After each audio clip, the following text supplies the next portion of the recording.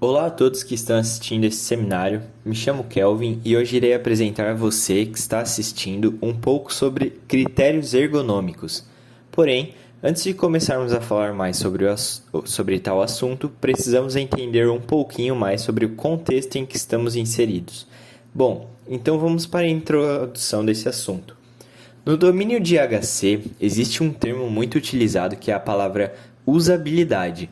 Essa palavra, em nosso contexto, se refere à qualidade de uso de um sistema interativo. Assim, se um sistema tem uma boa usabilidade, podemos concluir que ele tem uma boa qualidade de uso para o seu usuário. Para que um sistema tenha uma boa usabilidade, é necessário um trabalho que podemos considerar até como minucioso durante seu desenvolvimento. Devemos realizar uma cuidadosa análise e ter a participação ativa do usuário durante o desenvolvimento da interface. Porém, existem algumas configurações de base, características básicas para que um sistema estabeleça uma boa usabilidade entre o usuário e o sistema. Essas configurações bases têm um número amplo de versões, já que vários autores e instituições apresentaram propostas nesse sentido nas últimas décadas. Autores como Jakob Nielsen, que propôs heurísticas de usabilidade, Ben Shneiderman, com a proposta de 8 regras de ouro, a norma ISO 9241-10, que propõe princípios de diálogo, dentre vários outros. No entanto, neste seminário iremos focar no trabalho desenvolvido por dois pesquisadores franceses, Dominique Scapin e Christian Bastian. Em 1993, essa dupla de pesquisadores propôs um conjunto de 8 critérios ergonômicos que se subdividem em 18 subcritérios e critérios elementares. Esse sistema tem o objetivo de minimizar a ambiguidade na identificação e classificação das qualidades e problemas ergonômicos de um dado software. Bom, já sabemos que eles têm o objetivo de minimizar a ambiguidade. Mas esse sistema tem sucesso em seu objetivo? A resposta é sim. Os autores mostraram que seus critérios aumentaram a semelhança nas avaliações de uma determinada interface quando feita por diferentes pessoas. Assim, resultados muito mais parecidos foram alcançados em avaliações de interface. Isso traz uma padronização para essas avaliações e diminui a ambiguidade tão presente na avaliação de uma interface. Bem, vimos que o uso desses critérios trazem resultados. Para a avaliação de uma interface, o uso de tais critérios diminui a ambiguidade e traz um certo padrão na avaliação, deixando assim a subjetividade de lado. Já o uso desses critérios no desenvolvimento traz uma melhora na usabilidade da interface. Temos então que esses critérios são positivos em todos os cenários. Mas então, quais são esses critérios?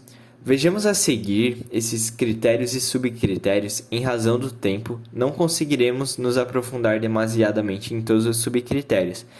Porém, relembro a vocês que as referências estarão disponibilizadas ao fim. O primeiro critério ergonômico é a condução. Esse critério tem o objetivo de favorecer o aprendizado e a utilização de um sistema por usuários novatos. Assim, um sistema que tem uma boa condução traz uma interação harmoniosa com novos usuários, mesmo sem nunca ter usado o sistema. O usuário conseguirá seguir adiante em sua tarefa devido à condução. Esse critério é dividido em 4 subcritérios: o convite, o agrupamento e distinção entre itens, a legibilidade e o feedback imediato. O segundo critério é a carga de trabalho. Tal critério tem como objetivo evitar o cansaço do usuário. Diminuir a carga cognitiva do usuário durante o uso do sistema fará com que a probabilidade de cometer erros diminua. Isso é muito positivo para a usabilidade, principalmente em um contexto de trabalho intenso e repetitivo.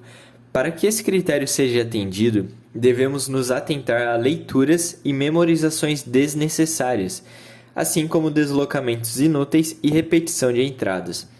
Existem 2 subcritérios que fazem parte desse escopo: a brevidade e a densidade informacional. O terceiro critério é o controle explícito. Tal critério pode ser visto fortemente em instalações de programas, por exemplo, onde o usuário precisa configurar explicitamente suas preferências e confirmá-las passo a passo.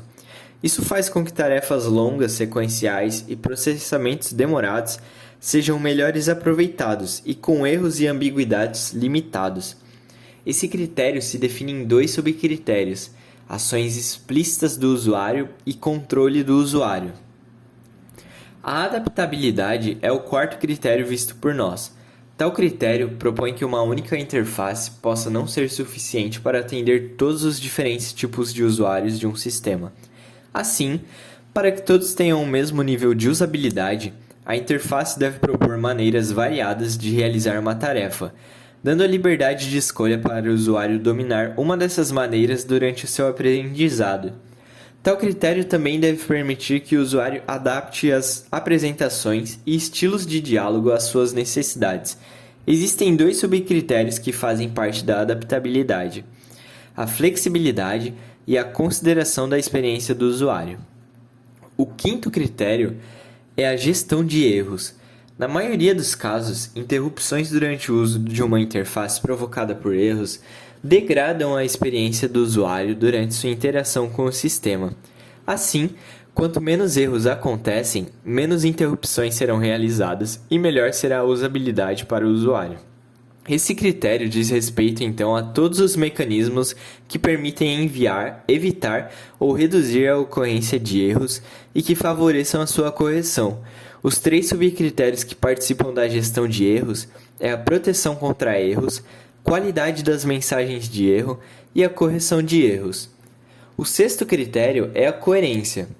Para facilitar a previsibilidade e o aprendizado de um usuário, é muito importante que uma interface seja coerente com as demais interfaces de um sistema.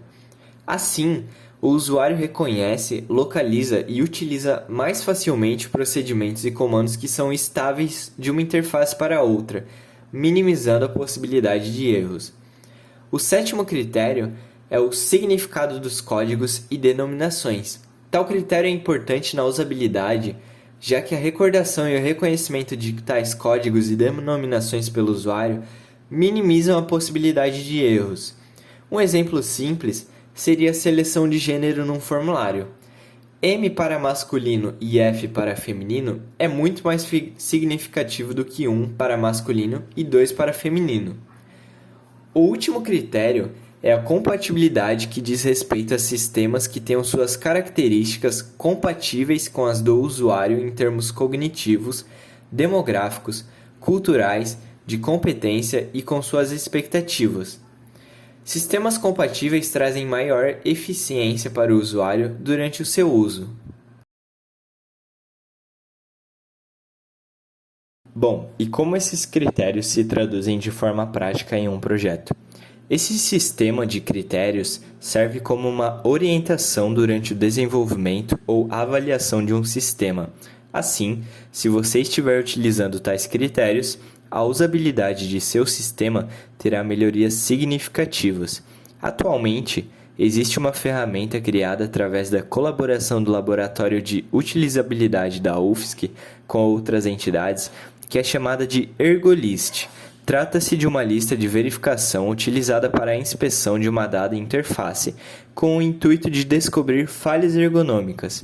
Apesar de ser uma ferramenta de uso essencialmente didática, vale a pena uma conferida. Bom, com o fim dessa apresentação, espero que tenha ficado claro os 6 critérios ergonômicos, assim como a existência de seus subcritérios. É muito importante frisar que todos os critérios devem ser utilizados e não há ordem de importância ou prioridade durante a implementação desses critérios. Você não pode, por exemplo, deixar a coerência de lado em seu sistema para priorizar o critério de adaptabilidade. Para a atividade, irei apresentar algumas interfaces e juntos debateremos critérios ergonômicos